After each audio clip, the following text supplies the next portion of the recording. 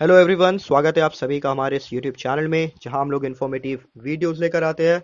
मैं हूं जावेद और आज हम लोग बात करेंगे about the non alignment movement और non aligned movement. Right. So particularly इस लेक्चर में हम लोग इसके इंट्रोडक्शन के बारे में बात करेंगे। मीनिंग ऑफ नॉन अलाइनमेंट क्या है एक्चुअली वो जानेंगे। Factors responsible for the policy of non alignment. Right. then development of this policy of non-alignment and different जो policies थी and different conferences जो थे उन चीज़ों के बारे में देखेंगे। right। and particularly importance of non-alignment movement in international politics and India का जो रोल रहा था on international issues उन चीज़ों के बारे में जानेंगे। so here we start this video। so independence के बाद इंडिया की फॉरेन पॉलिसी जो कि ब्रिटिश गवर्नमेंट ही लीड कर रही थी। Well India after it's independence अब यहाँ पर जब खुद की कमांड संभाली तो उनका खुद का एक डेमोक्रेटिक कंट्री है and at the same time अब एक सॉवरेन कंट्री की हैसियत से दुनिया के नक्शे में शामिल हुई है आफ्टर 1947। सो यहाँ पर उसकी खुद की फॉरेन पॉलिसी वो कैसे लीड करती है। नॉन अलाइनमेंट मूवमेंट में पर्टिकुलरली बहुत इंपॉर्टेंट रोल रहता है इंडिया का। तो मैं बता दूं आपको यहाँ meaning of the non alignment movement के बारे में पर्टिकुलरली अगर बात करें तो post second world war scenario में राइट दो सुपर पावर उभर कर सामने आते हैं, कैपिटलिस्ट ब्लॉक और कम्युनिस्ट ब्लॉक। एक तरफ यूएसए लीड करता है और दूसरी तरफ USSR, United Soviet Socialist Republic. Right.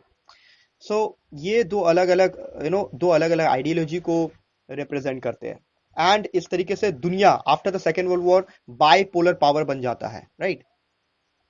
तो एक कहीं ना कहीं दोनों अपने आप को काउंटर करते हुए नजर आते हैं।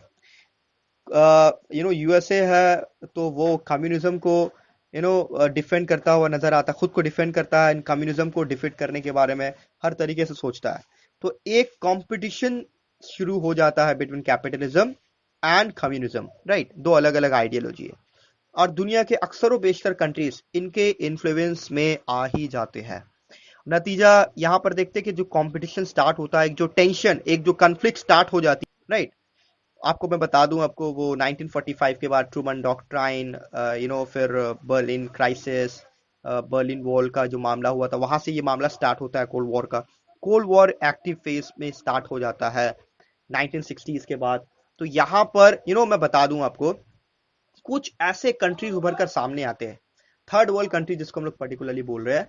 वो लोग चाहते थे, यानी सॉरी, ये वो कंट्रीज थे जो चाहते थे कि ना ही वो आइदर यूएसए या फिर कैपिटलिस्ट ब्लॉक को ज्वाइन करे और यूएसएसआर या फिर कम्युनिस्ट ब्लॉक को ज्वाइन करे। दोनों में से किसी भी ब्लॉक को ज्वाइन नहीं करेंगे, अपनी सेपरेट फॉरेन पॉलिसी को फॉलो करेंगे। तो ये सेल्फ एक्चुअलाइजेशन उभर कर सामने आता है इस पॉलिसी को लेकर। सो यहाँ पर basically India under the leadership of Nehru tried to keep herself out of this rivalry of the two superpowers and even बहुत सारी दूसरे countries भी थे। राइट। यूगोस्लावाकिया है एंड इजिप्ट है वगैरह वगैरह। So Nehru declared that the primary aim was to maintain the independence of India, to remove the racial discrimination and to wipe out poverty, diseases and illiteracy from India, ताकि इन मुल्कों से अलग रहकर हम अपनी फॉरेन पॉलिसी को follow करेंगे। Discrimination, poverty, different diseases and illiteracy को वाइप आउट करना है हम लोगों को। वेल फैक्टर्स क्या थे यहाँ पर, factors responsible for the policy of non environment. यहाँ था पहला जोग्राफिकल पोजीशन। राइट। दूसरा था जो खुद का जो ट्रेडिशन होता है। Right. Impact of freedom struggle, इसके बाद इकोनॉमिक फैक्टर था, पॉलिटिकल आइडियोलॉजी थी, नेशनल इंटरेस्ट था, इंटरनेशनल सिचुएशन को मद्देनजर रखते हुए ये नॉन अलाइनमेंट मूवमेंट की पॉलिसी को फॉलो करना था। सो ये सब कुछ चीजें थी। राइट। सो यहाँ पर अब बात करेंगे हम लोग development of the policy of non alignment. Right. तो नॉन अलाइनमेंट बेसिकली यहाँ इनिशिएटिव रोल जो प्ले करने वाली जो पर्सनालिटी थे, that is no other than the first prime minister of India Jawaharlal Nehru. वो chief architect of the policy of non alignment movement की हैसियत से भी जाने जाते हैं। Well as the head of the interim government he declared on September 7, 1946 that India would maintain cordial relationship with every country of the world, keeping herself aloof from any block of powers. तो यहाँ उन्होंने पहले ही clear कर दिया था, अब independence से पहले ही जब इंटरिम गवर्नमेंट बनाई गई थी यहाँ पर to form constituent assembly and to frame Indian constitution, उसके लिए इंटरिम गवर्नमेंट बनाई जाती, उसी वक्त उन्होंने डिक्लेयर कर दिया था इस बात को कि वो सेपरेट पॉलिसी, फॉरेन पॉलिसी को अपनाएगी। तो यहाँ पर एशियन रिलेशंस कॉन्फ्रेंस हेल्ड की गई दिल्ली में during March 26 to April to 2 April 1947। Nearly 22 countries of Asia इन्होंने पार्टिसिपेट किया। नेहरू ने अपील किया to the countries of Asia to remain united for the preservation of world peace, एक साथ रहे ताकि हम लोग दुनिया में पीस को, सुकून को बहाल रख सके, राइट, मेंटेन कर सके। इनफैक्ट ये जो डिक्लेरेशन थी नेहरू की was repeated in the meeting of the constituent assembly on 22 दिसंबर 1947। तो ये सब कुछ बातें थी। वेल यहाँ पर इंट्रोड्यूस करते हैं वो एक पॉलिसी को, that is known as Panchsheel. तो यहाँ पर चोन इन लाई प्राइम मिनिस्टर होते हैं चाइना के, वो इंडिया विजिट करते हैं 1954 में। Relation between India and China इस तरीके से मजबूत भी होती है, but before this help China much for her entry into the UNO as a member, right? On April 29, 1954, India and China jointly declare करते हैं पंचशील वाली पॉलिसी को, और 5 principles which included mutual respect for territory integrity and sovereignty, दूसरा non aggression, तीसरा non interference in the internal affairs, चौथा equal respect and mutual cooperation, पांचवा peaceful coexistence, right. तो जवाहरलाल नेहरू के हिसाब से ये जो प्रिंसिपल्स थी वुड गारंटी वर्ल्ड पीस।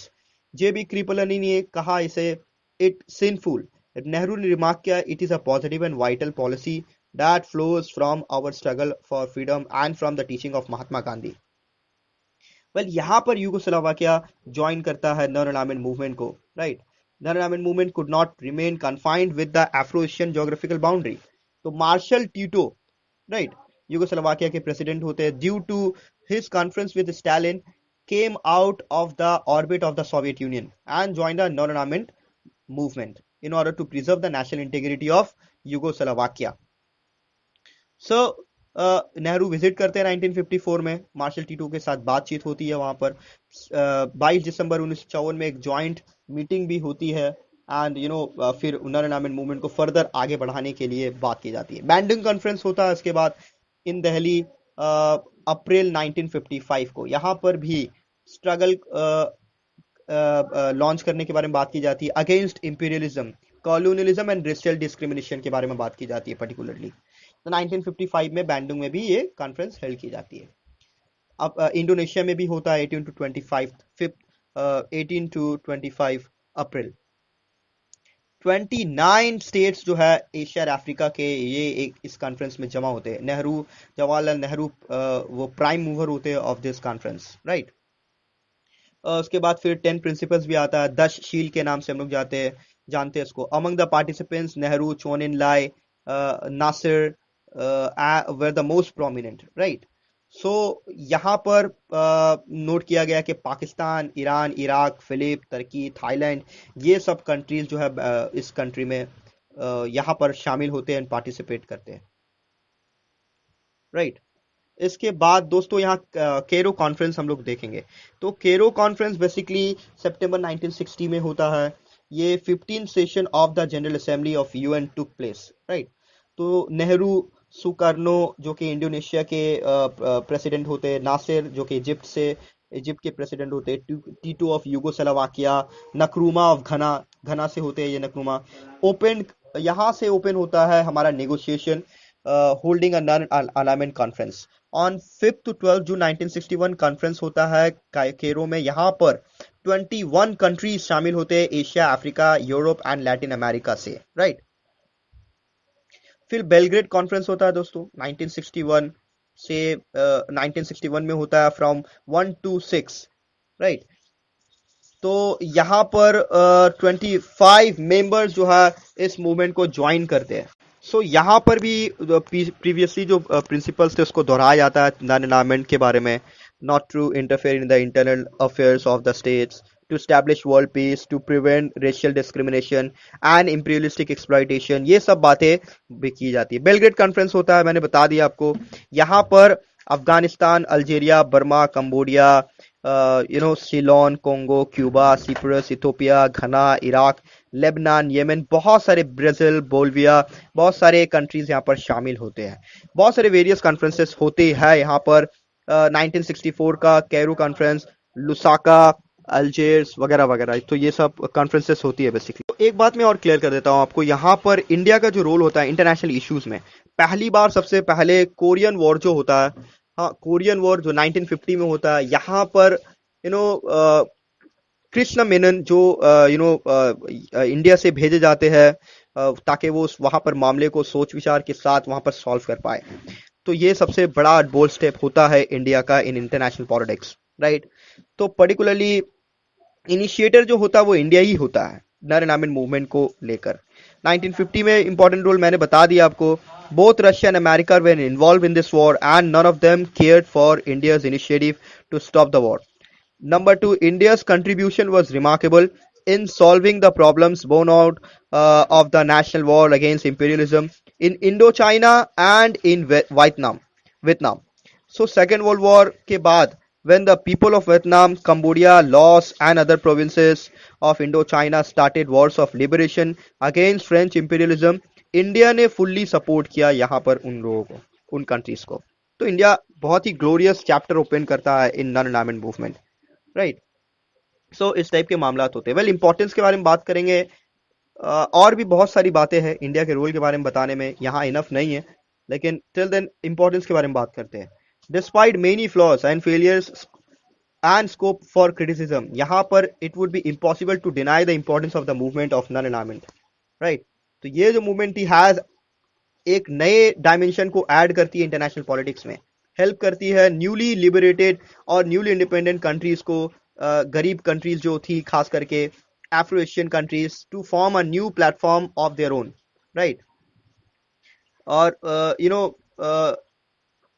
दूसरा जो था, this movement has paved the way for the establishment of peace throughout the world by forming public opinion against colonialism, imperialism, and nuclear weapons.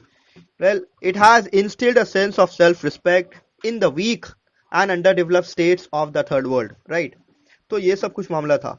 This movement has established an equilibrium in the world politics. It is due to the protest of states belonging to the non-aligned principle, right?